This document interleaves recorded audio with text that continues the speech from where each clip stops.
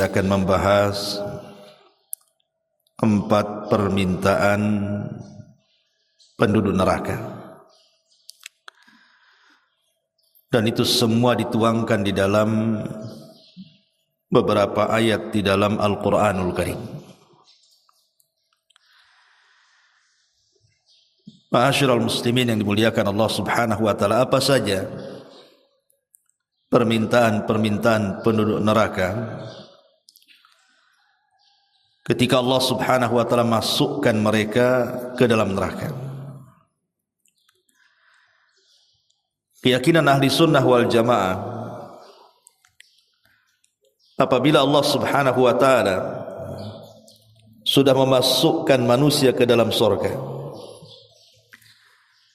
dan sebagian mereka ke dalam neraka, ji'a bil mauti, maka kematian akan didatangkan di antara surga dan neraka. Kemudian kematian itu akan dibentuk seperti kambing gibas, kemudian akan disembelih di antara surga dan neraka. Artinya sejak itu tidak ada kematian. Karena Allah Subhanahu wa taala akan mengirim penyeru kepada penduduk surga dan mengatakan, ya ahlal jannah la mauta lakum, wahai penduduk surga, tidak ada kematian lagi bagi kalian. Kemudian penyeru ini datang kepada neraka dan mengatakan, ya ahlan nar la mauta lakum, wahai penduduk neraka, tidak ada juga kematian kepada kalian. Maka ketika tidak ada kematian, maknanya kedua penduduk ini akan dikekalkan selamanya, baik penduduk neraka ataupun penduduk surga. Lah disinilah kemudian penduduk neraka yang dimasukkan ke dalam neraka dan sudah ditakdirkan dikekalkan di dalamnya, maka ada 4 permintaan mereka kepada Allah Subhanahu wa taala.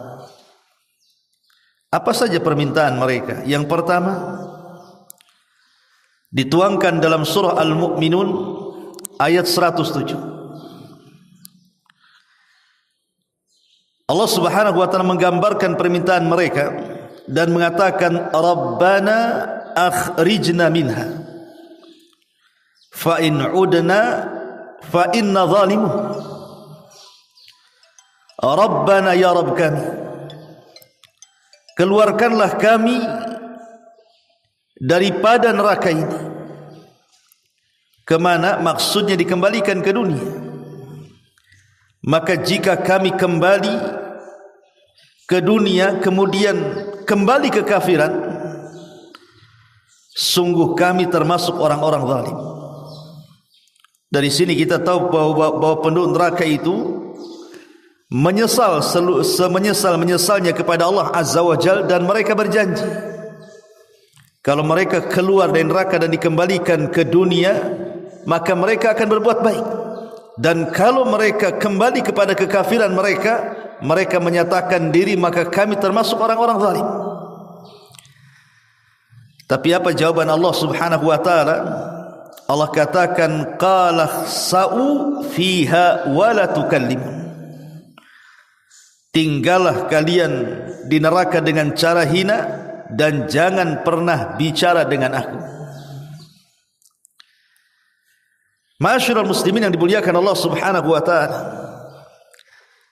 di sini Allah Subhanahu wa taala memberikan jawaban kepada penduduk neraka bahwa ketika mereka minta dikeluarkan dari neraka dan dikembalikan ke dunia dan berjanji mereka akan berbuat baik, Allah katakan, ikhsa'u fiha, tidak perlu. Sudah kalian diam saja dengan cara hina di neraka ini dan jangan pernah kalian berbicara lagi denganku. Abdullah ibn Amr ibn As radhiyallahu anhu, seorang sahabat yang banyak menulis hadis Nabi SAW. Beda dengan Abu Hurairah.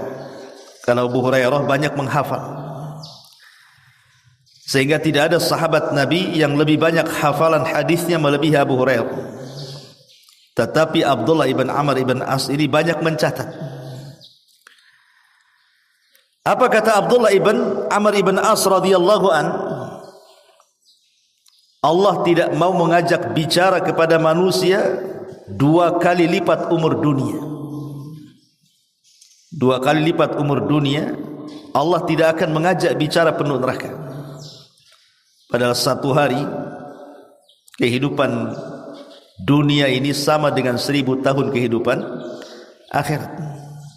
Inna yauman, atau satu hari kehidupan akhirat sama dengan 1000 tahun kehidupan dunia.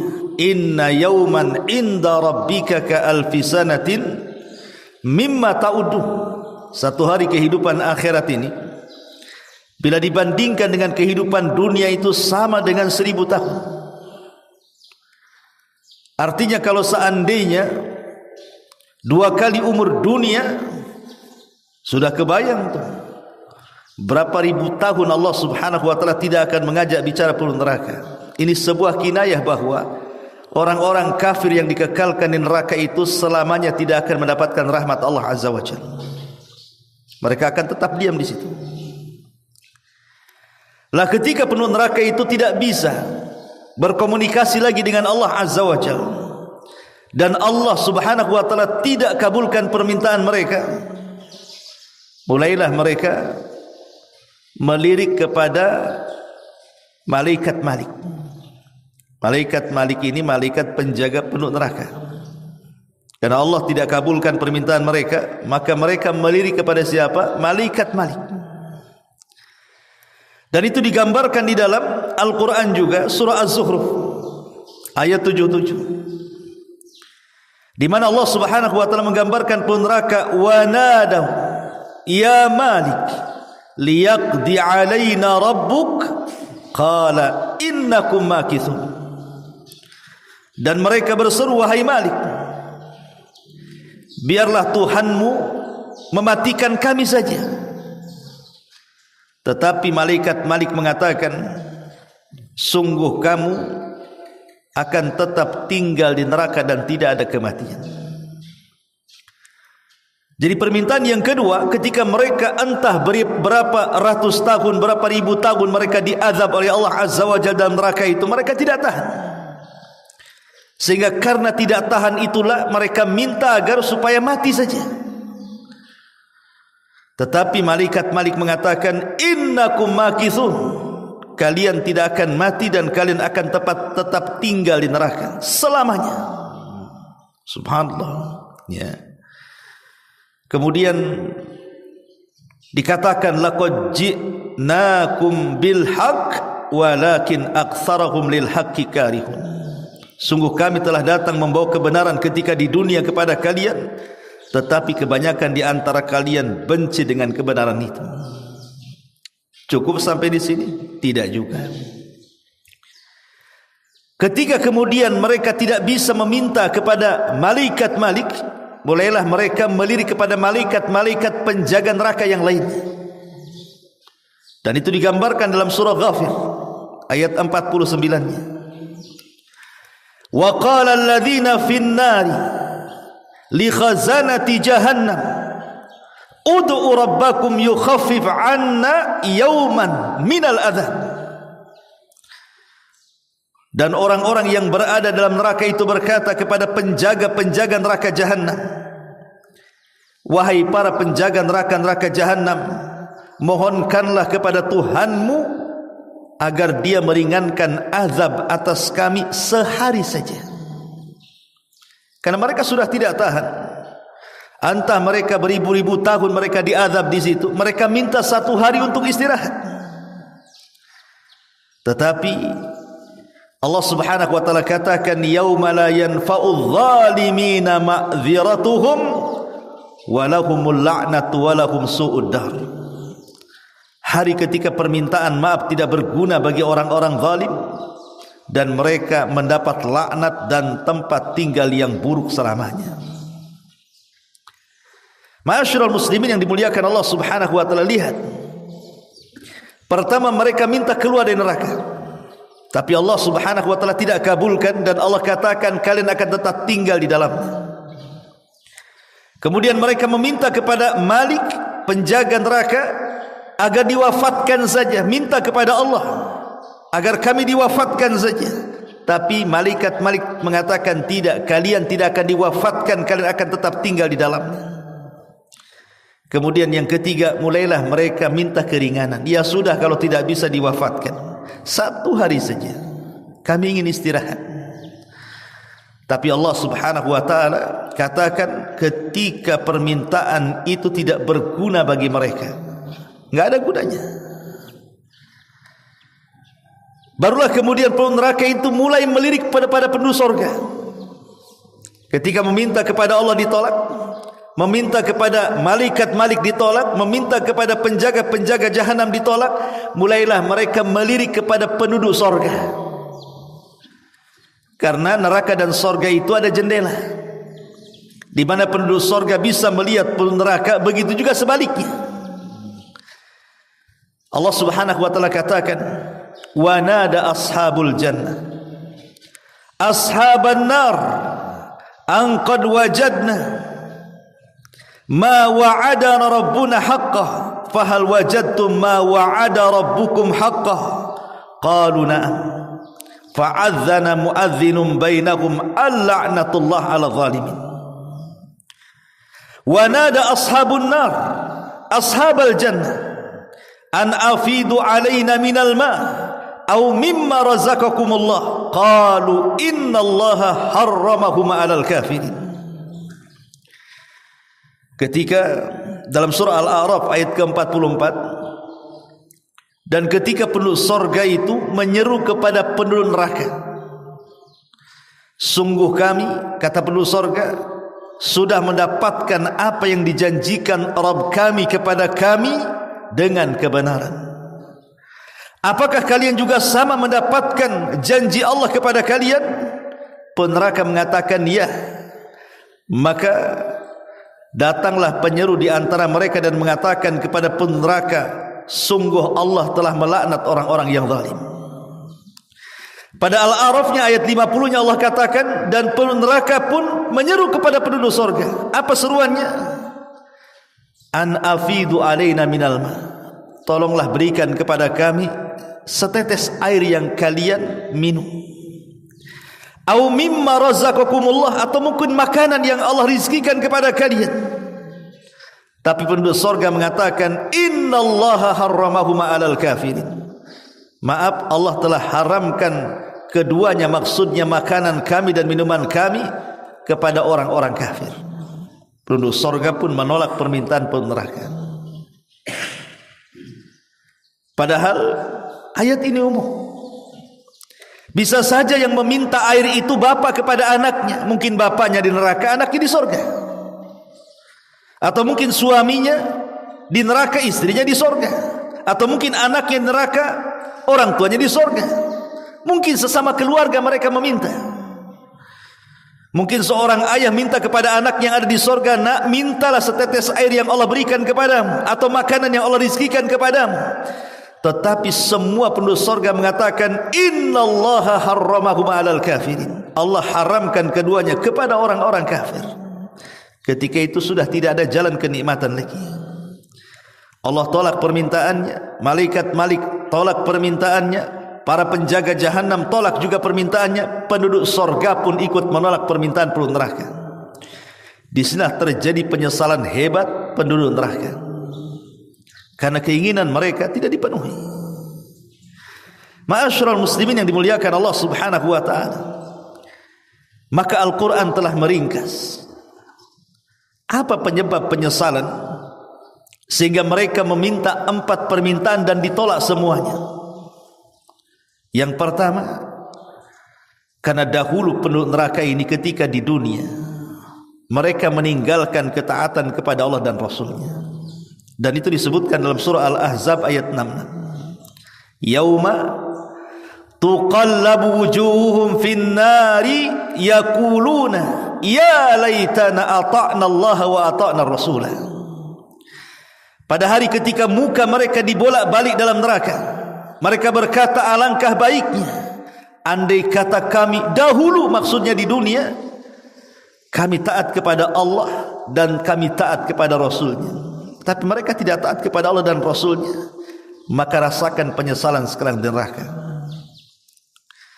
Kemudian yang kedua, Allah Subhanahu wa taala katakan dalam surah Fatir ayat 36-nya dan 37-nya, walladzina kafaru lahum naru jahannam la yuqda 'alaihim fayamutu wa la yukhaffafu anhum min adzabiha kadzalika nazzi kulla kafur wa hum yastarikhuna fiha rabbana akhrijna na'mal salihan ghaira alladhi kunna na'mal awalam nu'ammirkum ma yatadhakkaru fihi man tadhakkar wa ja'akumun nadhir fadhuku fama lidh-dhalimin min nasir.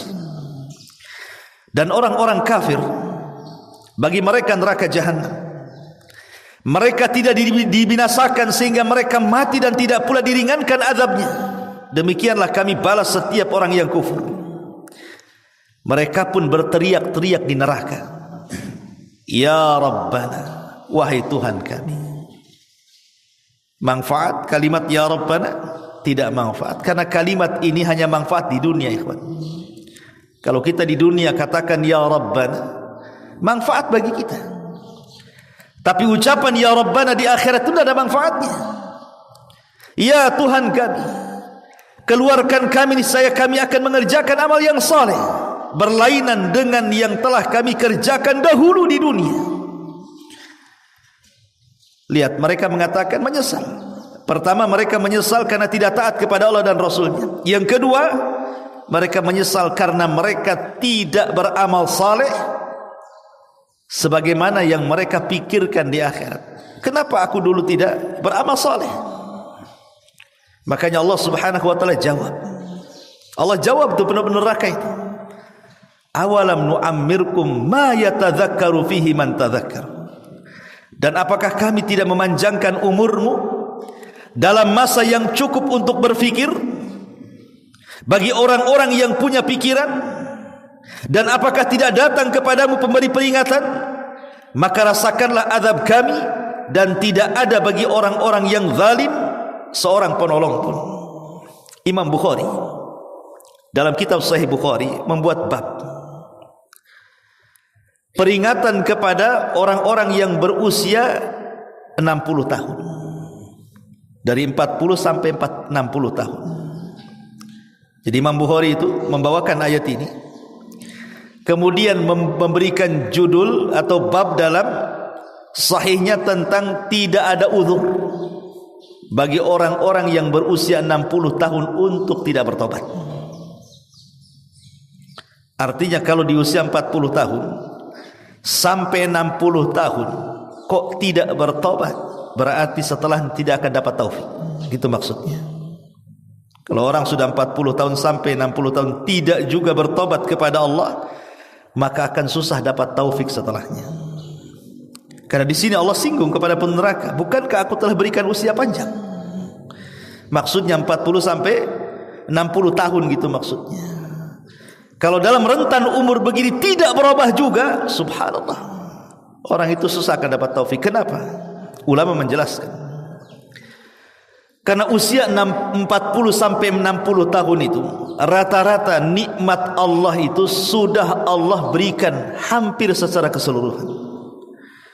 Rata-rata usia 40 sampai 60 tahun sudah berumah tangga, sudah punya anak, sebagian mereka sudah punya cucu, sebagian mereka sudah punya pekerjaan yang mungkin mapan, dan akal pun sudah sehat. Makanya Nabi itu diutus tidak di usia 25 atau 30 tahun, tidak, tapi di usia 40 tahun, karena disitulah akal manusia sehat-sehatnya. Makanya sering saya katakan, dari segi mengkonsumsi makanan saja di usia 40 tahun ke atas itu, makan itu bukan pakai mulut, tapi pakai akal. Bukan pakai mulut kan, bukan pakai akal. Kalau pakai mulut mungkin di usia 20 tahun pakai mulut, mau sate 100 tusuk pun main hantam saja. Tapi kalau sudah 40 tahun ke atas pakai akal dia makannya. Ini tidak bisa dimakan ini, gula naik nih. Nggak bisa makan ini, kolesterol naik nih. Nggak bisa makan ini, asam urat naik. Akalnya main. Dan itu tidak haram, tidak ada masalah, karena untuk kebaikan kan. Tapi dari situ kita tahu bahwa dari segi makanan saja sudah dikurangi nikmat tuh. Nikmat kita itu sudah dikurangi, tenaga sudah mulai berkurang, syahwat sudah mulai berkurang, makanan juga sudah mulai berkurang, macam-macam sudah mulai berkurang. Lah kalau seandainya tanda-tanda kurangnya nikmat itu menyadarkan dia, kapan lagi dia sadar, gitu maksudnya. Makanya Allah Subhanahu wa taala berikan kesempatan di usia 40 tahun sampai 60 tahun itu, sadar enggak kamu itu? Allah katakan, awalam nu'ammirkum ma yatadzakkaru fihi man tadzakkar. Dan apakah kami tidak memanjangkan umur dalam masa yang cukup untuk berfikir bagi orang-orang yang berfikir. Kemudian Allah Subhanahu wa taala sebutkan dalam surah As-Sajdah ayat 12, walau tara idil mujrimuna naqisu ru'usihim inda rabbihim rabbana absarna wa sami'na farji'na na'mal salihan inna muqinun. Dan alangkah ngerinya jika sekiranya kami melihat ketika orang-orang yang berdosa itu menundukkan kepalanya di hadapan Rabbnya seraya berkata, wahai Rabb kami, kami telah melihat dan mendengar, maka kembalikanlah kami ke dunia, kami akan mengerjakan amal saleh, sesungguhnya kami sekarang orang-orang yang yakin. Terkadang manusia kalau hanya diceritakan neraka di dunia itu tidak yakin. Betapa banyak orang-orang yang kemudian mendengar ataupun membaca bagaimana ngerinya neraka. Orang yang masuk neraka, mereka diberikan pakaian dari neraka, makanan dari zakum, mereka akan diborgol, mereka akan dikejar-kejar neraka, mereka akan dikelupas-kelupaskan kulit mereka. Itu kita sering dengar di dunia. Tapi sebagian kita nampaknya yakin tidak yakin. Tetapi di akhirat, ketika betul-betul Allah mengatakan waji'a bi jahannam, Allah datangkan neraka jahanam, dan mereka melihat nerakanya, mendengar suaranya, apa yang terjadi? Rabbana absarna wa sami'na. Ya Rabb, kami sudah melihat sekarang, kami sudah mendengar. Farji'na na'mal salihan, kembalikan kami ke dunia, kami akan beramal saleh. Apakah harus melihat neraka dulu baru beramal saleh? Apa seperti itu? Ya mustahil lah kan gitu. Karena kalau kita diperlihatkan neraka, maknanya tidak ada amal soleh lagi. Karena amal soleh itu hanya dilakukan di dunia. Kalau sudah melihat neraka, maknanya sudah tidak di dunia lagi. Mustahil orang itu kembali ke dunia. Makanya kemudian terjadi penyesalan di sini. Dan mereka mengatakan, farji'na na'mal salihan inna muqinun. Kami akan beramal soleh, kami sudah yakin sekarang. Lah ketika di dunia kalian tidak yakin, setelah melihat neraka tiba-tiba yakin, disinilah ujian keimanan seseorang. Makanya ada seorang sahabat yang dijuluki sebagai ghasilul malaika. Sahabat ini dimandi besarkan malaikat, namanya Handalah. Kenapa Handalah dimandi besarkan malaikat? Karena saat dia mati syahid, dia sedang junub. Dia tidak sempat mandi junub. Setelah melakukan hubungan dengan istrinya langsung perang. Kemudian Allah takdirkan mati syahid. Maka malaikat dari mana-mana datang, kemudian memandikan jenazahnya. Makanya Handalah itu dijuluki ghasilul malaika, sahabat yang dimandi besarkan malaikat. Semasa hidupnya Handalah ini datang kepada Abu Bakar Siddiq radhiyallahu anhu, kemudian mengeluh dan mengatakan, wahai Abu Bakar, aku loh kalau hadir di majlis taklimnya Nabi, kemudian Nabi menceritakan neraka, kemudian Nabi menceritakan sorga, rasanya sorga neraka itu ada di pelupuk mataku, katanya, seolah-olah nyata di depanku. Tapi ketika kami keluar dari pengajian Nabi, dari taklim Nabi, kami sibuk pula dengan keluarga, sibuk pula dengan pekerjaan, rasanya neraka dan sorga itu bagaikan hayalan, hanya dongeng-dongengan saja. Apa saya ini munafik, wahai Abu Bakar? Kan begitu. Itu yang kita rasakan juga kan. Antum kalau hadir di majelis ta'lim, saya cerita neraka, kayaknya neraka itu betul ada. Tapi kalau sudah keluar, ya biasa saja, seolah-olah tidak yakin dengan neraka. Ya masih ghibah, masih dusta, masih curang, masih ini, masih itu. Kalau di majelis ta'lim yakin ada neraka itu. Kalau sudah keluar tuh tidak yakin itu, karena masih maksiat di luar. Jadi Handalah ini mengadu kepada Abu Bakar Siddiq radhiyallahu anhu, apakah sikap saya ini termasuk sifat munafik wahai Abu Bakar? Kalau di majelis Nabi cerita neraka surga, rasanya surga neraka ada di pelupuk mataku. Kalau sudah keluar rasanya neraka itu hanya dongeng-dongeng saja.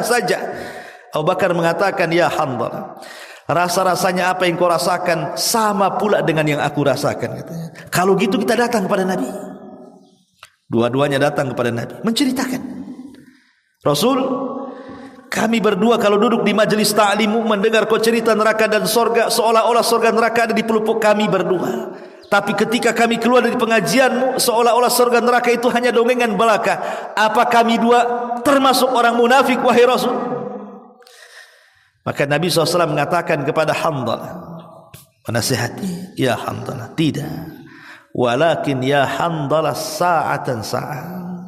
Itu bukan munafik. Tapi ingat wahai Handalah, bisa saja perkara itu menuju ke sana. Maka saya nasihatkan kepadamu, walakin sa'atan sa'ah. Kau boleh bekerja sesaat, tapi kau juga harus hadir di majlisku sesaat. Kau boleh sibuk dengan dunia, tapi juga luangkan waktumu untuk akhirat. Ya. Maknanya apa? Hadir di majlis taklim itu perlu gitu. Karena hanya majlis taklimlah yang bisa meluruskan kehidupan kita di luar sana. Siapa lagi mau nasihati antum kalau sudah di luar, ikhwan? Hanya orang-orang yang hadir di majlis taklim baru teringatkan, oh ada neraka, ada surga, ada halal, ada haram, ada baik, ada buruk, dan begitu seterusnya. Makanya Nabi mengarahkan, kau tidak munafik, tapi ingat, satu saat kau boleh sibuk dengan dunia, tapi saat yang lain sibukkan dengan akhirat. Hadir di majlis taklim. Ma'asyiral muslimin yang dimuliakan Allah Subhanahu wa taala. Pun Allah Subhanahu wa taala katakan dalam surah Al-Haqqah-nya ayat 25. Wa amma man utiya kitabahu bishimali fayaqulu ya laitani lam uta kitabiyya.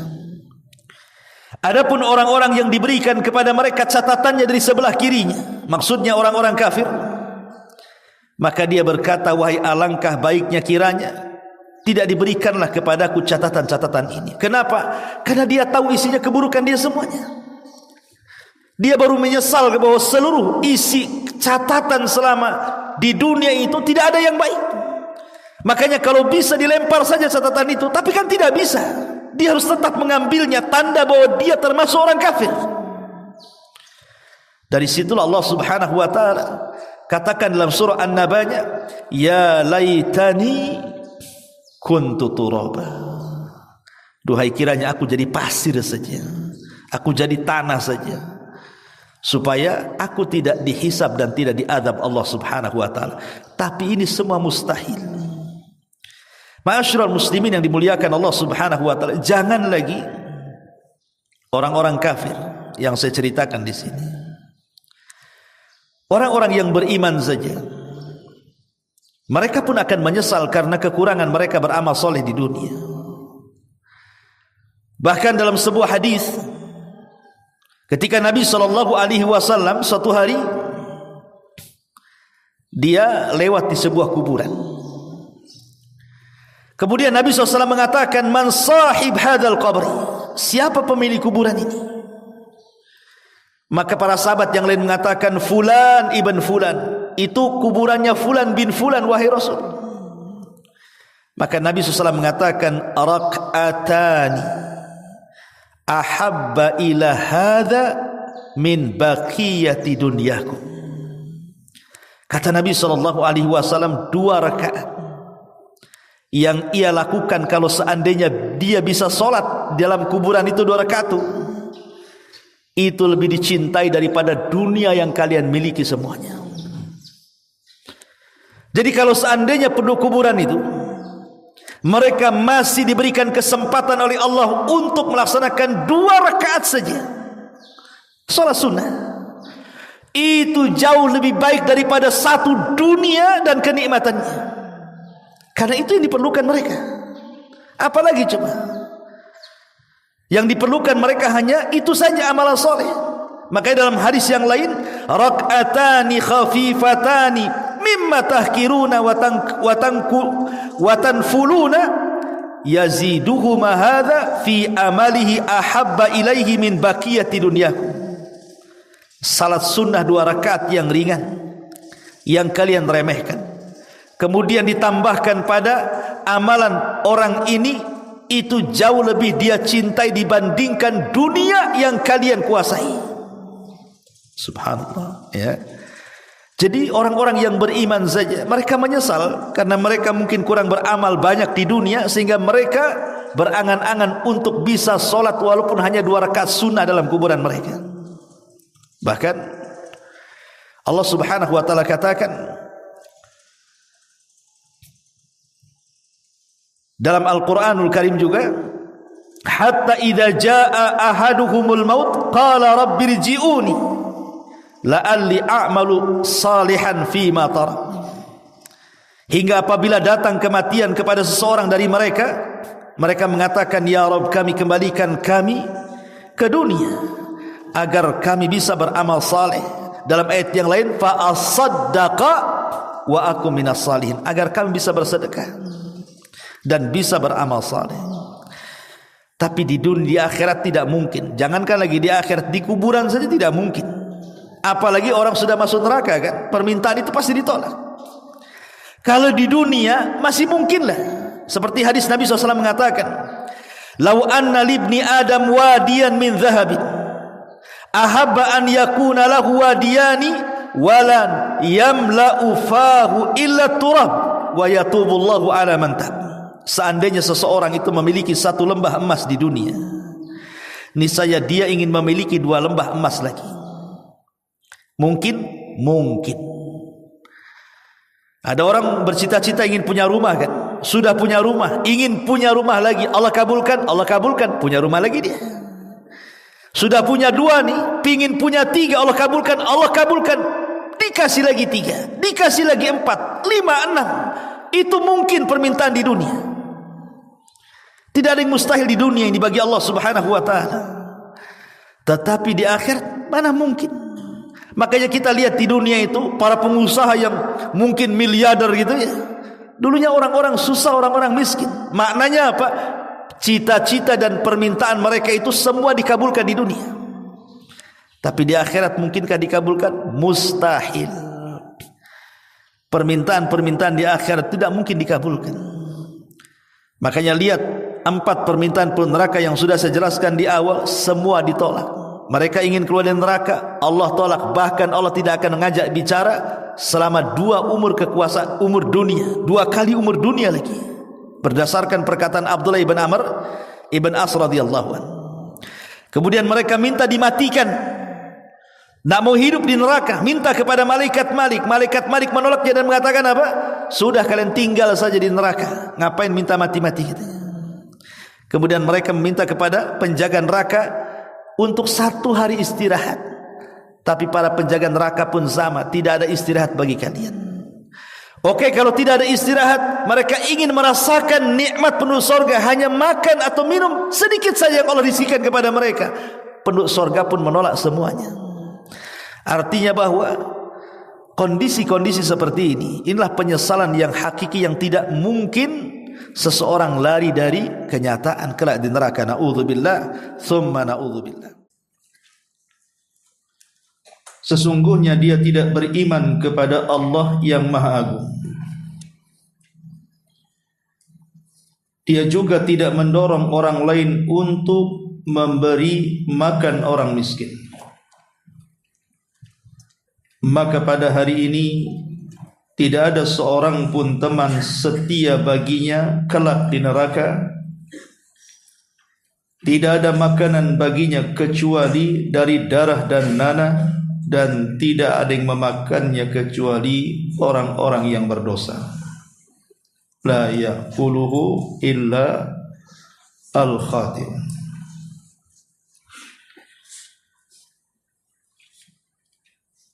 Ayat surah Al-Haqqah 33 sampai 37 ini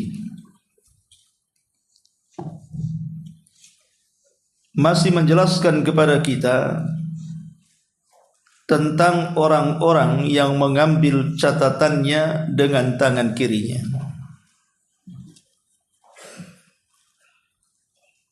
sehingga mereka mendapatkan kecelakaan baik dunia mereka ataupun akhirat mereka.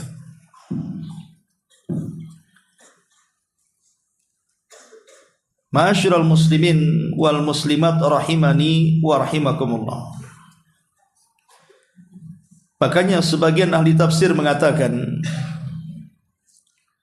yuqalu li khazanati jahannam, akan dikatakan kepada para penjaga neraka jahannam, khudhu hadzal mujrim al-athim, khudhu hadzal mujrim al-athima fajma'u yadayhi ila unukihi bil aghlali. Tangkap mereka orang-orang yang melakukan dosa, kemudian ikat leher mereka dengan rantai. Innahu kana la yusaddiqu bi anna Allaha huwal ilah al-haq wahdahu la syarika lah wa la ya'malu bihadihi wa la yakhussun nas fid dunya ala it'ami ahlil hajati minal masakin wa ghairihim. Jadi orang-orang yang mengambil catatan dengan tangan kirinya kemudian dimasukkan ke dalam jahannam, kemudian dikatakan kepada mereka, tangkap benamkan mereka ke dalam jahannam, borgol mereka. Kenapa sampai mereka dimasukkan ke dalam neraka dan dipendamkan ke dalamnya? Alasannya di sini karena mereka tidak pernah membenarkan bahwa Allah dialah satu-satunya Tuhan yang hak, yang berhak disembah, yang tidak ada sekutu baginya, dan dia pun tidak mengamalkan dengan petunjuknya, bahkan tidak mendorong manusia di dunia untuk memberi makan kepada orang-orang yang membutuhkan dari kalangan orang-orang miskin dan selain mereka. Di sini disebutkan dua perkara. Kenapa ashabus shimal, orang-orang yang mengambil catatannya dengan tangan kirinya, dipendamkan ke dalam jahannam dengan borgol-borgol di badan mereka? Pertama, karena mereka tidak beriman kepada Allah Subhanahu wa ta'ala, dan tidak beriman dengan Allah artinya kekufuran. Iman kepada Allah Subhanahu wa ta'ala itu akibat kekufuran. Dan hilangnya iman itu diawali dengan lemahnya iman. Dari lemahnya iman ini berakhir kepada hilangnya iman. Adapun sebab-sebab daripada lemahnya iman yang mengantarkan kepada hilangnya iman, pertama, al-wuku'u fil ma'asi, terjerumus ke dalam kemaksiatan kepada Allah Azza wa Jalla, seperti melakukan dosa-dosa dan keharaman-keharaman, dan mereka tidak bersegera untuk bertobat. Orang kalau gemar melakukan maksiat, di mana satu maksiat melahirkan banyak maksiat, dan tidak mau bertobat kepada Allah Azza wa Jal, itu bisa mengantarkan kepada kekufuran. Lama-lama dari lemahnya iman tercabut iman pada diri dia. Contoh, orang yang gemar maksiat seperti orang yang minum khamar, judi, dan yang lainnya. Kalau hanya setakat dosa-dosa besar ini, selama mereka tidak menghalalkannya, masih mengharamkannya, cuman syahwatnya yang menjadikan mereka pemabuk, penjudi dan pezina, maka mereka masih dikatakan lemah iman, karena mereka belum dikeluarkan dari Islam. Tapi kalau seandainya kemudian lantaran kemaksiatan ini mengarah kepada meninggalkan kewajiban, akhirnya dari lemahnya iman malas untuk melaksanakan salat yang 5 waktu, sehingga akhirnya seolah-olah dia tidak mementingkan urusan yang wajib, itu bisa mengeluarkan pelakunya dari iman, bisa kufur.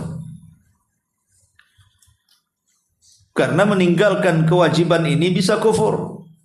Tapi kalau melaksanakan kemaksiatan belum tentu kufur.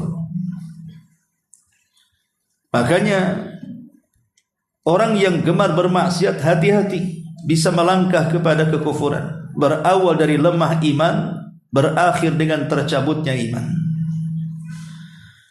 Yang kedua, at-takasul anit ta'ah, malas untuk melakukan ketaatan, tidak mendengar perintah dan ogah meninggalkan larangan.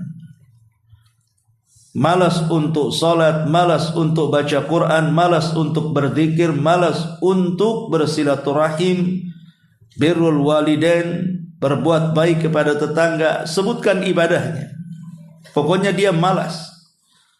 Maka kemalasan ibadah ini juga bisa mengantarkan kepada tercabutnya iman. Kemudian yang ketiga, qaswatul qalbi. Qaswah itu artinya keras. Jadi hati, di mana hati keras ini, setiap mendengarkan Al-Quran tidak ada pengaruh. Setiap melaksanakan salat tidak ada pengaruh setelah salatnya. Setiap membaca zikir tidak ada pengaruh zikirnya, karena keras hatinya. Karena orang yang keras hati itu tidak bisa tadabbur, tidak bisa berfikir. Sehingga membaca Quran karena keras hatinya tidak dapat apa-apa dari bacaan. Terkadang dia melanggar apa yang dibacanya. Dia baca dalam Quran bahwa Allah mengharamkan riba, karena keras hatinya dia pula main riba. Dia membaca dalam Quran Allah mengharamkan zina, dia pula berzina. Jadi orang-orang yang keras hati ini tidak akan ada pengaruh, dan ini bahaya. Karena bisa melemahkan iman, bahkan boleh jadi sampai tercabutnya iman.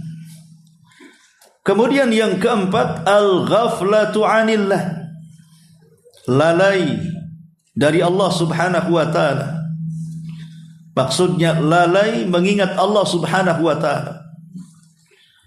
Orang yang lalai mengingat Allah Subhanahu wa taala, maka orang seperti ini akan mudah melakukan kemaksiatan kepada Allah Azza wa Jalla, terutama ketika sendirian. Disangkanya orang tidak lihat, Allah juga tidak lihat. Padahal sekalipun manusia tidak melihatnya, tidak ada CCTV dan yang semacamnya, tetap Allah Subhanahu wa taala memantaunya. Tapi orang yang lalai dengan Allah Subhanahu wa taala tidak kepikiran ke situ. Makanya dia akan bermaksiat dalam kondisi tidak terang-terangan. Kemudian juga yang kelima, at-ta'alluq bid dunya. Hatinya terkait dengan dunia. Orang kalau sudah hubud dunia, cinta dengan dunia, lupa akhirat. Karena seluruh waktunya 24 jam di otaknya hanya dunia dan dunia. Orang seperti ini lama-lama akan meninggalkan bukan hanya yang sunnah, yang wajib saja lewat. Dan ini bahaya, bisa mencabut keimanan. Kemudian yang selanjutnya, al-faza'u indal masaib. Tidak tahan dengan musibah. Ada orang yang terkena musibah itu, mereka tidak ikhlas dan tidak rela. Akhirnya objeknya yang disalahkan Allah Subhanahu wa taala. Kenapa saya seperti ini, kenapa orang lain tidak? Kenapa saya seperti ini, kenapa orang lain seperti itu? Terkadang lisannya mengucapkan kalimat-kalimat penolakan terhadap takdir, dan tidak pernah ikhlas dengan pembagian Allah Subhanahu wa taala, dan ujian dari Allah pun tidak bisa sabar. Kemudian juga asyukhu wal bukhlu, kebakhilan, pelit dan yang semacamnya. tidak mau berinfak, tidak mau membantu, tidak mau menolong, maka ini juga salah satu sebab dari lemahnya iman. Tentu itu semua karena pertama karena kejahilan. Orang jahil ini karena kejahilannya dia tidak paham apa itu wajib, apa itu sunnah. Namanya orang jahil. Terkadang ditanya tentang solat saja tidak tahu. Ditanya tentang puasa tidak paham. Ditanya soal zakat apalagi. Jahil ini bahaya. Bisa mengantarkan kepada kekufuran dan kepada kesyirikan. Makanya di zaman Rasul ada para sahabat Nabi SAW yang baru masuk Islam, lewat di sebuah pohon. Pohon itu pohon bidara besar. Dulunya di zaman jahiliyah pohon itu dijadikan pohon keramat. Dan mereka meyakini di pohon itu menyerap sebuah kekuatan. Kalau pedang-pedang mereka diletakkan digantung di pohon itu, maka kekuatan akan mengalir ke pedang-pedang mereka. Sehingga kalau seandainya mereka berperang, seolah-olah akan ada kekuatan pada pedang itu dan bisa mengalahkan musuh-musuhnya. Itulah keyakinan, takhayulnya orang-orang jahiliyah musyrikun di zaman itu. Jadi sahabat-sahabat yang baru masuk Islam ini tiba-tiba ngomong kepada Nabi SAW, ya Rasulullah, ij'al lana dhata anwat. Rasul, bisa enggak kau buat gantungan-gantungan pedang kayak orang itu? Maksudnya pohon bidara, biar kami pun bisa menggantungkan pedang-pedang kami seperti mereka. Makanya mereka mengatakan, ij'al lana dhata anwat kama lahum dhatu anwat. Maka Rasul mengatakan, Allahu Akbar. Ucapan kalian persis seperti ucapan Bani Israel kepada Nabi Musa. Baru saja diselamatkan dari Firaun, lewat di sebuah desa yang menyembah patung anak sapi, meminta kepada Musa untuk dibuatkan patung anak sapi. Maka Musa mengatakan, innakum qaumun tajhalun. Dasar kalian umat yang bodoh, sudah dapat hidayah mau sesat. Jadi bodoh ini bisa mengantarkan kepada kesyirikan, kepada kekufuran. Maka seorang muslim harus cerdas. Jangan bodoh. Karena bodoh ini bisa mengantarkan kepada kekufuran dan kesyirikan. Yang kedua, ta'alluq bisyahawati wa maladzati. Bisyahwat wal maladzat.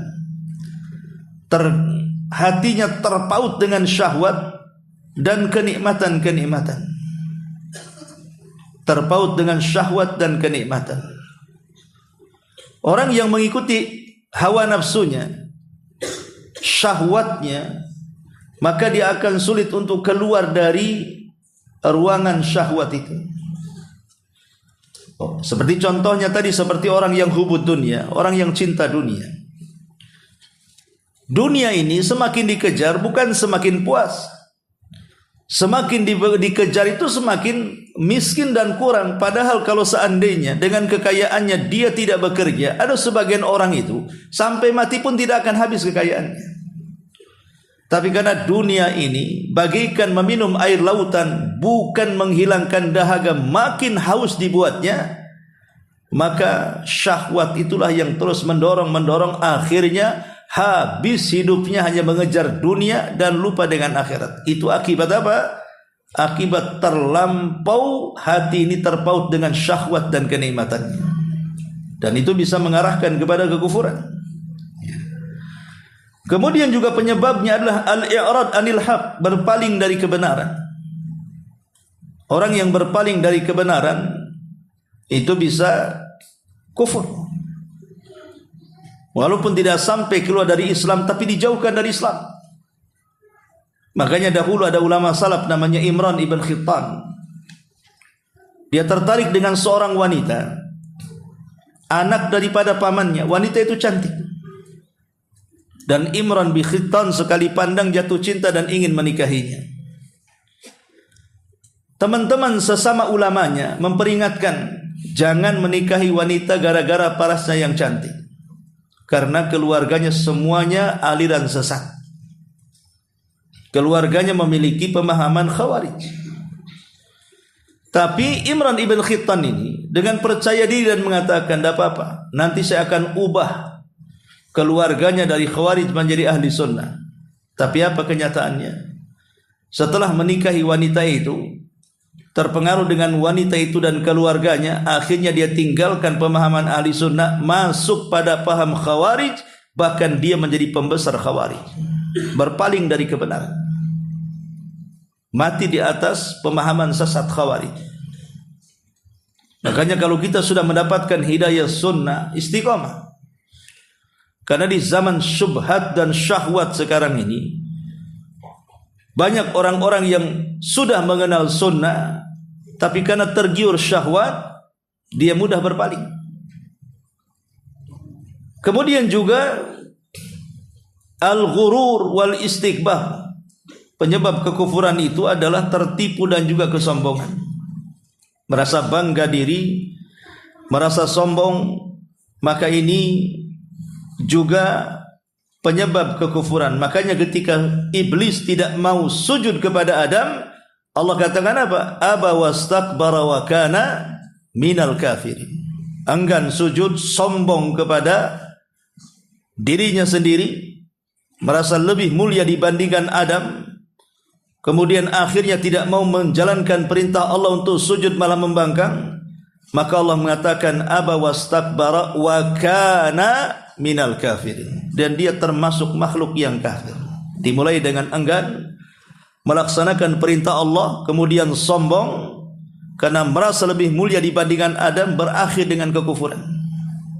Ini sebabnya juga, ya. Kemudian juga as-sukhriyah wal istihza. Sebab berikutnya adalah hilangnya iman sehingga jatuh kepada kekufuran adalah istihza, mengolok-olok. Diejeknya Al-Quran, diejeknya sunnah Nabi, diejeknya agama ini, diejeknya ayat-ayat, dan juga pribadi Nabi SAW. Maka Allah mengatakan, Qul abillahi wa ayatihi wa rasulihi kuntum tastahzi'un la ta'tadhiru qad kafartum ba'da imanikum. La ta'tadhirul yawma qad kafartum ba'da imanikum. Apakah dengan ayat-ayat Qul abillahi, apakah dengan Allah dan ayat-ayatnya dan rasul-rasulnya kalian mengolok-olok itu semuanya?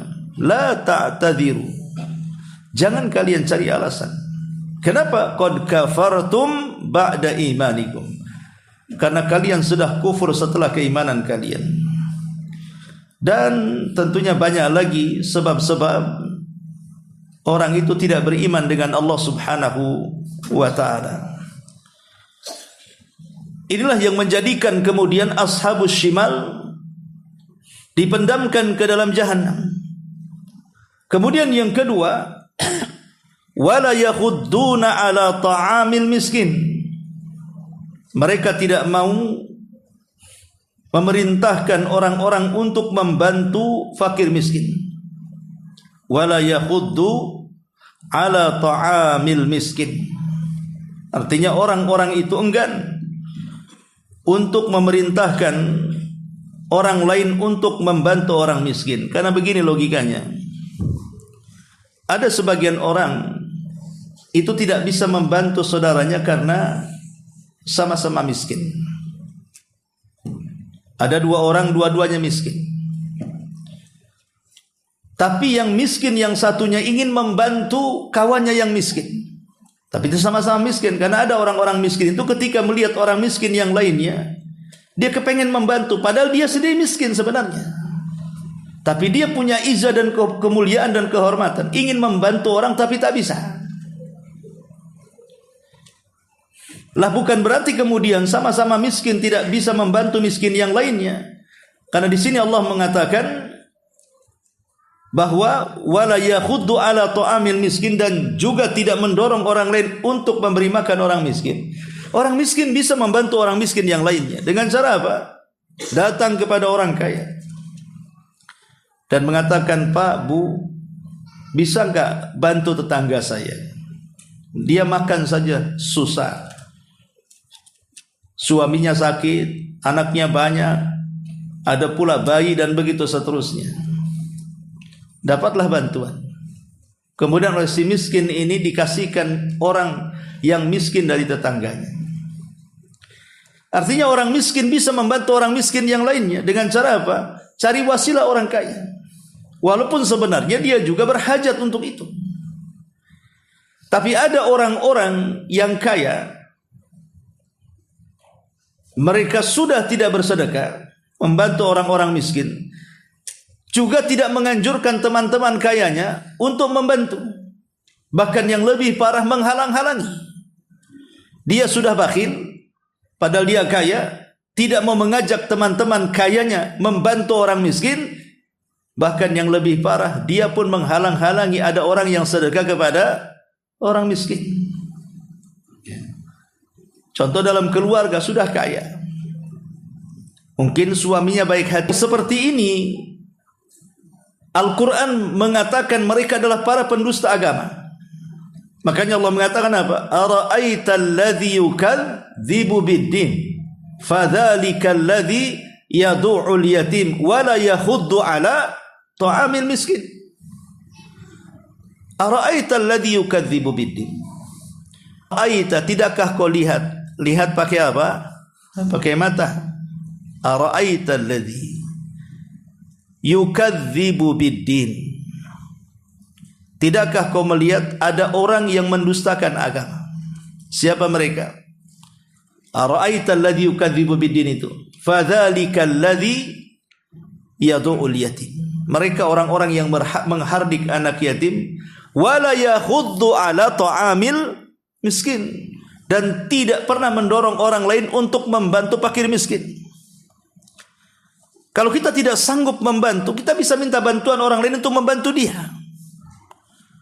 Tapi ada orang yang sudah tidak mau bantu, dia sendiri tidak mau bantu, tidak mau pula mengajak orang lain untuk membantu.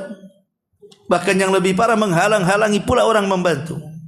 Maka mereka dikatakan dalam ayat ini, mereka adalah para pendusta agama. Kemudian Allah Subhanahu wa taala mengatakan, wala yakhuddu ala ta'amil miskin. Dia juga tidak mendorong orang lain untuk memberi makan fakir miskin. Padahal kalau kita punya perhatian dengan fuqara wal masakin, orang-orang miskin itu, sebenarnya dia akan mendapatkan banyak keutamaan di dunia dan akhirat. Apa saja keutamaan di dunia? Orang-orang yang senantiasa menolong orang-orang miskin, mereka akan mendapatkan mudha'afatul ajri wal barakah. Hidupnya akan dipenuhi dengan pahala dan hidupnya akan dipenuhi dengan keberkahan. Karena biasanya kalau kita membantu orang miskin dan mereka berhajat dengan uluran tangan kita, doa-doa mereka itu panjang dan ikhlas. Coba saja antum datang kepada orang-orang miskin yang betul-betul miskin, beri bantuan hanya sekedar nasi 1 bungkus, 2 bungkus nasi padang saja. Kadang-kadang doanya luar biasa. Semoga umurnya panjang, semoga rezekinya lancar, macam-macam dia berdoa itu. Dan orang miskin kalau sudah berdoa, itu bukan sandiwara, bukan sedang berakting. Mereka betul-betul ikhlas saat berdoa. Lain dengan orang kaya. Kalau kita berikan hadiah, hadiahnya tidak memuaskan, mungkin di belakang dia malah justru membicarakan kita yang berikan hadiah. Bahkan terkadang tidak ikhlas, bahkan mengejek pula kepada orang yang berikan hadiah. Tapi orang miskin tidak. Mereka tidak sedang acting kalau berdoa, ya betul-betul berdoa. Makanya kenapa kemudian orang yang membantu mereka itu akan dipenuhi dengan pahala dan keberkahan. Yang kedua, nailu mahabbatin nas. Mereka akan mendapatkan kecintaan manusia. Manusia akan senang. Dan ingat, fungsi daripada manusia senang dengan kita itu sangat bermanfaat saat kita meninggal dunia. Di zaman Nabi ada 2 jenazah. Yang satu jenazah dipuji manusia. Tentu tidaklah manusia memuji kecuali karena cintanya manusia kepada orang ini. Karena kalau tidak cinta pasti mencela. Kata Nabi SAW, wajabat. Kemudian besoknya lagi ada jenazah, semua manusia memaki dia. Tentu tidaklah seseorang memaki kecuali karena benci. Sebab kalau cinta tidak mungkin memaki. Orang cinta kepada orang lain, walaupun orang yang dicintainya melakukan kesalahan, masih ditolerir biasanya. Tapi orang benci, walaupun kesalahannya sedikit, dibesar-besarkan. Namanya orang benci.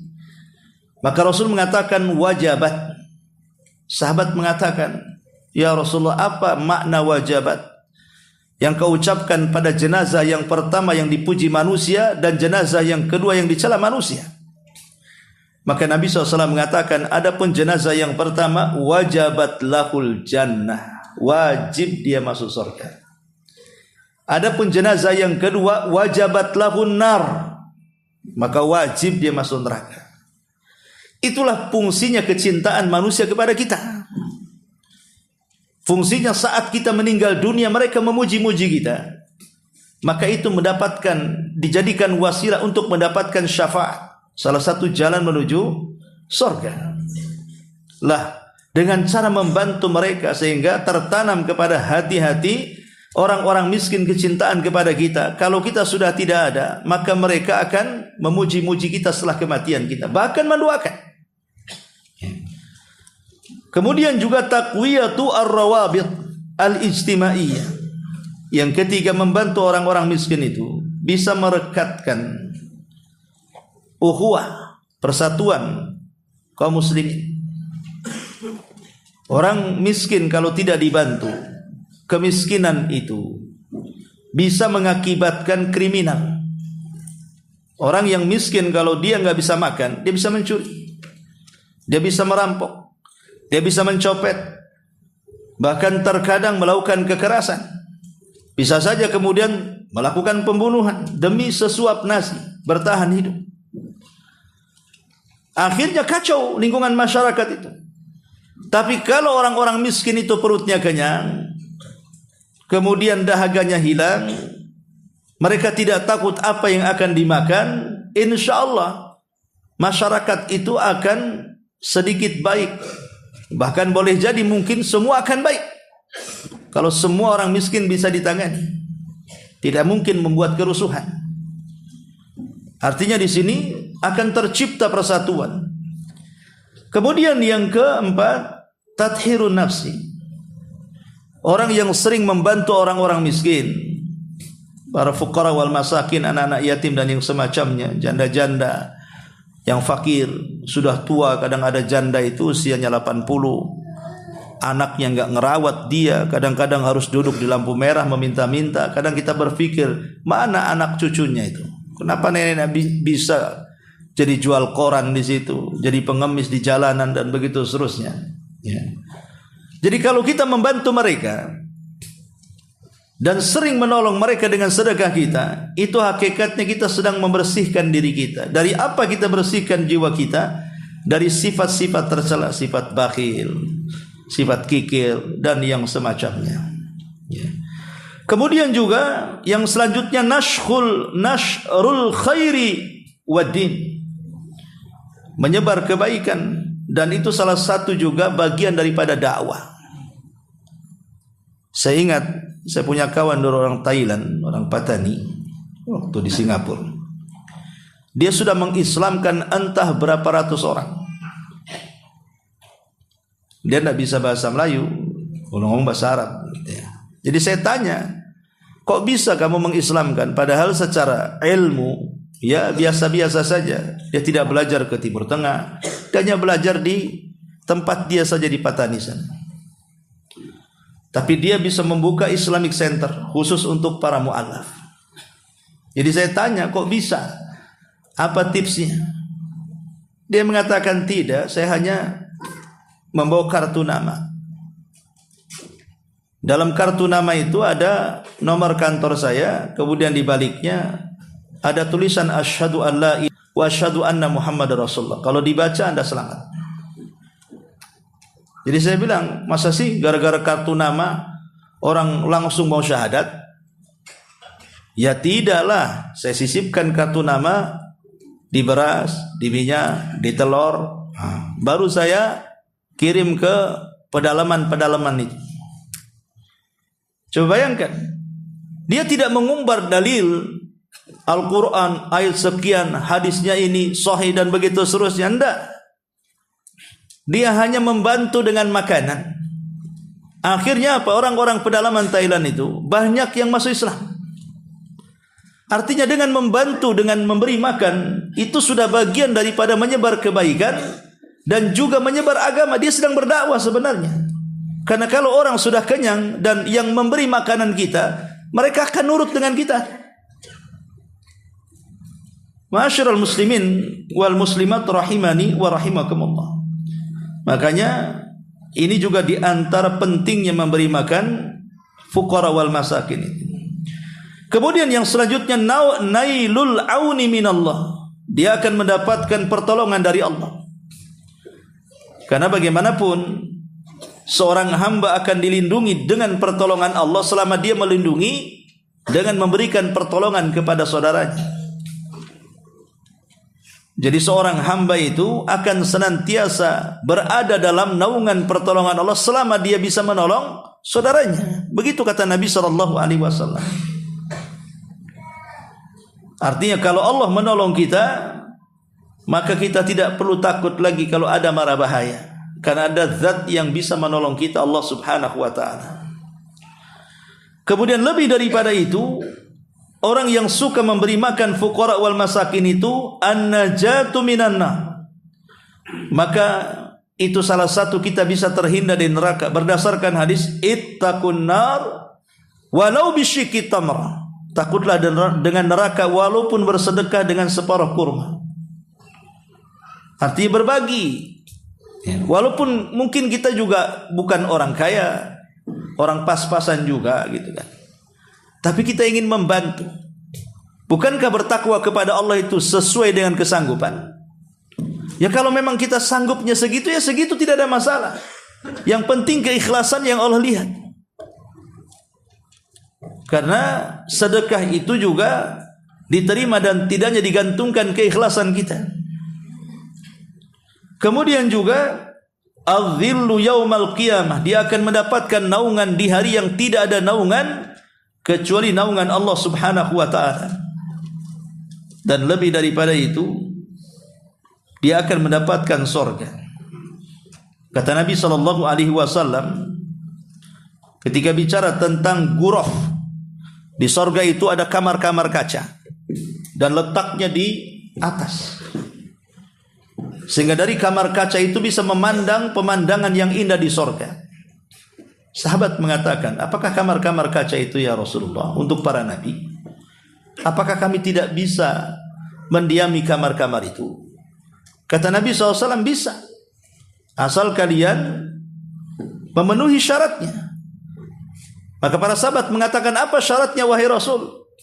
Maka Nabi SAW mengatakan, liman atabal kalam wa at'amat ta'am wa qiyam wa shalla bil laili wan nasun niyam.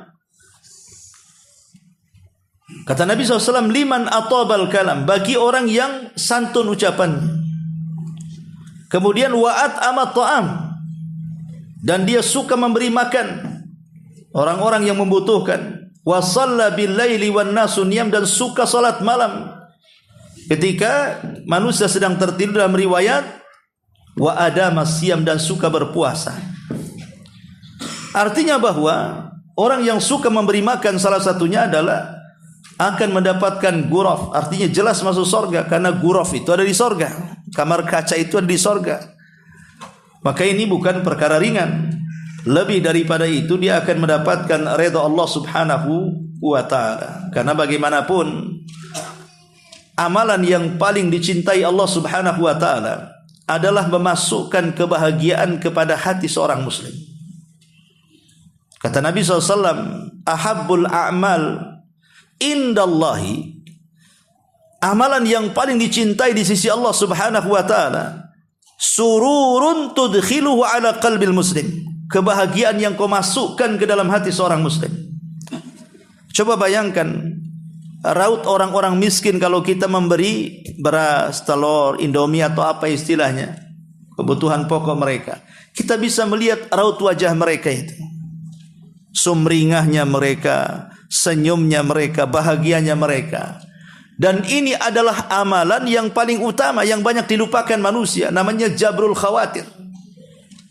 Menempel hati manusia yang sedang bersedih, membahagiakan manusia yang sedang sempit hatinya.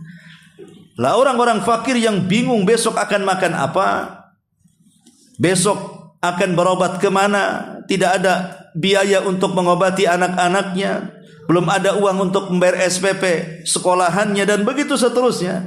Tiba-tiba kemudian kita datang menolongnya, dipastikan bahagianya luar biasa. Dan itu sama dengan memasukkan kebahagiaan ke dalam hati seorang muslim. Dan itu adalah ahabbul a'mal, amalan yang paling dicintai oleh Allah subhanahu wa ta'ala.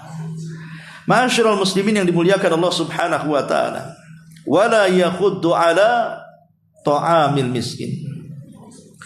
Kemudian Allah subhanahu wa ta'ala menjelaskan tentang sifat-sifat orang-orang yang seperti ini.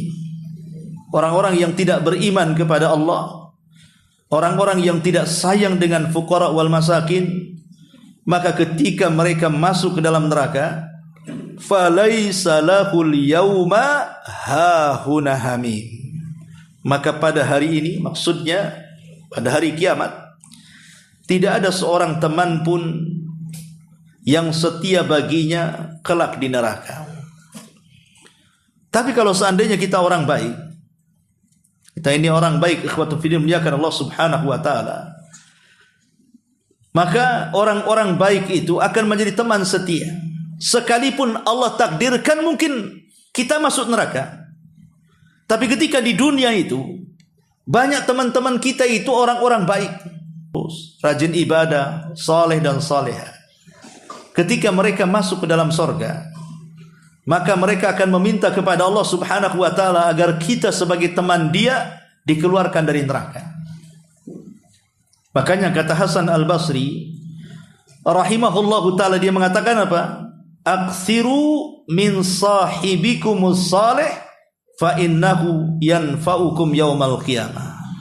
Perbanyak teman-teman yang baik, karena sesungguhnya mereka akan bermanfaat, menjadikan syafaat bagi kita kelak pada hari kiamat.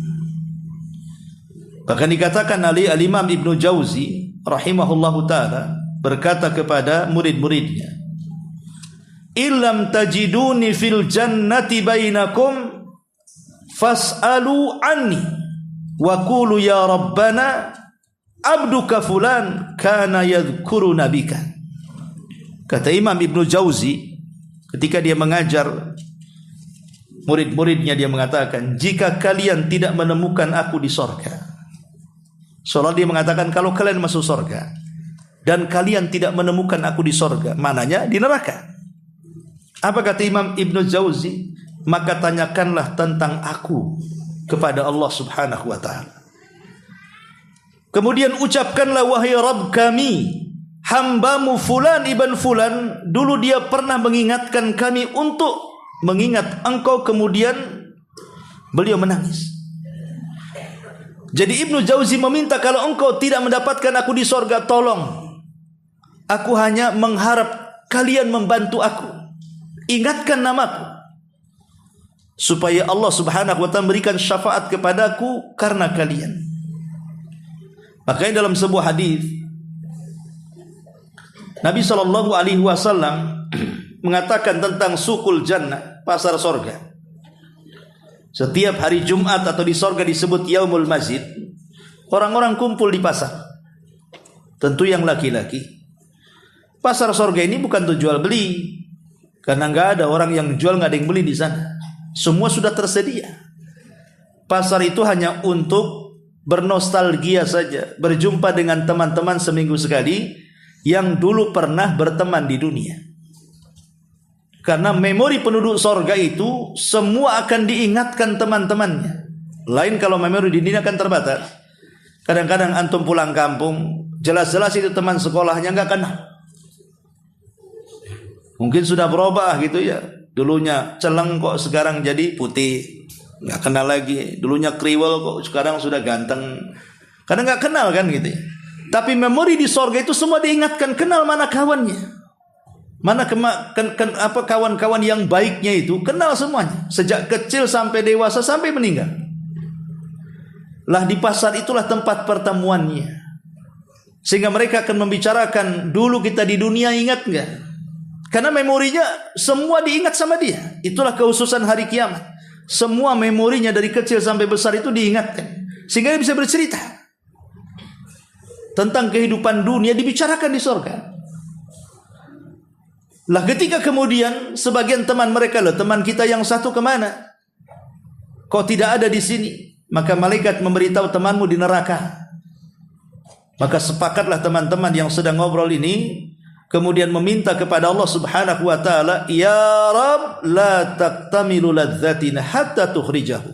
Ya Rabb, jangan kau sempurnakan kelezatan nikmat di sorga untuk kami sampai kau keluarkan teman kami dari sorga.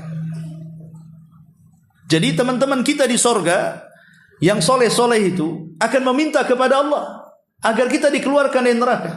Sehingga wajar kalau Hasan Al-Basri mengatakan perbanyak kawan-kawan yang soleh, karena kawan yang soleh itu bukan manfaat di dunia saja, sampai ke sorga. Tetapi sebaliknya, kalau kawan-kawan yang kita ambil itu bukan kawan-kawan orang soleh, tapi justru kawan-kawan orang-orang yang toleh, kawan-kawan yang jahat, yang jelek, yang buruk, maka Allah mengatakan, "Famatan fauhum syafa'atu syafi'in." Maka tidaklah akan bermanfaat bagi mereka syafaat dari para pemberi syafaat.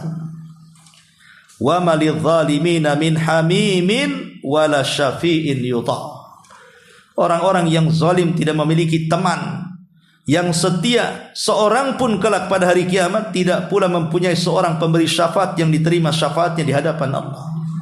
Bahkan boleh jadi musuhan di neraka. Ya Rabb, dia yang menyesatkan saya. Saya tidak tahu apa-apa, tahu-tahu dia yang mengajak saya di dunia, dibawa ke pengajian, rupanya pengajian itu sesat. Jadi justru nanti akan berlawanan tuh. Ittabarra alladzina tubi'u minal ladzina taba'u. Ketika orang yang mengikuti berlepas diri kepada orang yang diikuti, kemudian saling menyalahkan satu dengan yang lainnya. Makanya wajar kalau di sini Allah Subhanahu wa taala mengatakan kelak pada hari kiamat, orang-orang yang masuk ke dalam neraka itu, maka mereka tidak memiliki teman yang setia. Mereka akan dihisab masing-masing dirinya dan mereka akan tersiksa. Falaysa lahul yawma hahuna hamim wala ta'amun illa min ghislin. Tidak ada makanan bagi penduduk neraka itu kecuali dari darah dan juga nanah. Disebutkan dalam sebuah hadis tentang sifat makanan penduduk neraka dan sifat minuman penduduk neraka. Dalam surah Ad-Dukhan Allah mengatakan, "Inna syajarataz zakum." Sesungguhnya pohon zakum itu ta'amul athim, makanan orang-orang yang banyak melakukan dosa. Sifatnya kal muhli yagli fil butun. Kalau dimakan maka bagaikan memakan minyak yang mendidih dalam perutnya. Kaghalyil hamim, seperti mendidihnya air yang sangat panas sekali. Jadi makanan kalau dimakan itu mendidihnya luar biasa. Bayangkan kalau seandainya kita memakan makanan yang baru saja dihidangkan dari kompor, lidah saja kayaknya terbakar, tidak sanggup memasukkan kan. Kadang-kadang harus tiup dulu, dikipasin dulu.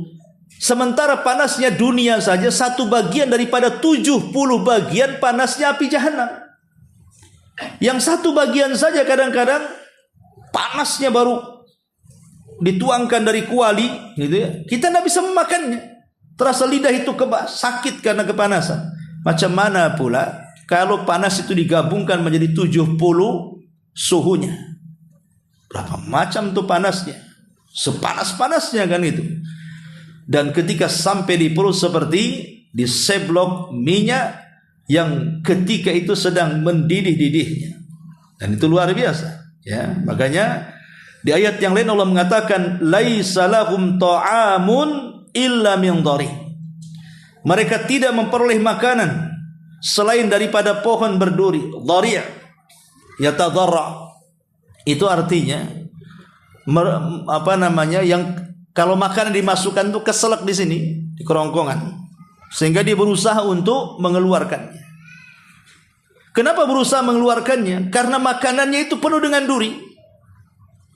Mungkin kata istilah bahasanya orang kampung makan biji kedongdong gitu. Langsung ditelan. Siapa yang bisa? Nggak ada yang bisa. Padahal durinya biji kedongdong itu tidak seperti duri daripada pohon dori yang ada di neraka. Jadi baru sampai di kerongkongan saja, belum sampai di mulut, itu sudah nggak tahan dia. Makanya wajar kalau mengatakan la yusmin wa la yughni min ju', di mana makanan neraka itu tidak menggemukkan dan tidak pula menghilangkan rasa lapar. Falaysa lahul yawma hauna hamim wala ta'amun illa min gislin la ya'kuluhu illa al-khati'un.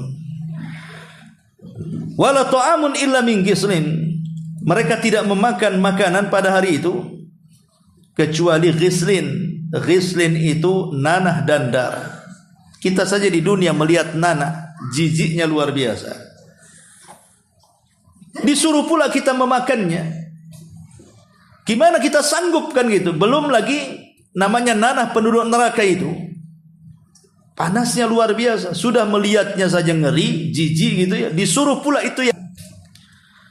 Makanya makanan dan minuman di sorga itu menjadikan cemburu penduduk neraka. Disebutkan oleh Hasan Al-Basri saat dia mengajar seperti ini. Ada muridnya menyediakan air mineral, diletakkan di hadapan Imam Hasan Al-Basri. Ketika Hasan Al-Basri hendak meminumnya, tak jadi, diletakkan lagi di mejanya. Tiba-tiba dia menangis melihat air mineral itu. Murid yang memberikan air mineral itu merasa bersalah, sehingga dia mengatakan, wa ma yubkika ya imam, apa yang membuat anda menangis wahai imam? Apa yang salah dengan saya? Saya kan hanya menyuguhkan air mineral saja untuk kau minum. Kenapa engkau menangis seperti ini? Maka Hasan Al-Basri rahimahullahu ta'ala mengatakan, tadzakartu umniyata ahlin nar. Aku teringat, kata Hasan Al-Basri, tentang umniyah, cita-citanya penduduk neraka. Apa cita-citanya penduduk neraka? Allah mengatakan, wa nada ashabun nar ashabal jannah an afidu alaina minal ma au mimma razaqakumullah. Ingat bahwa neraka dan sorga itu masing-masing ada jendela, di mana penduduk sorga dari jendela itu bisa melihat neraka, dan penduduk neraka juga dari jendela itu bisa melihat penduduk sorga. Jadi penduduk neraka ini mengatakan, wa nada ashabun nar, dan penduduk neraka itu memanggil-manggil. Siapa yang dipanggil? Ashabal jannah, penduduk sorga. Apa yang diminta? An afidhu alaina minal ma, tolonglah berikan kepada kami walaupun setetes air yang ada di sorga kalian. Kami sudah tidak tahan. Au mimma razaqakumullah, atau makanan yang Allah rizkikan kepada kalian.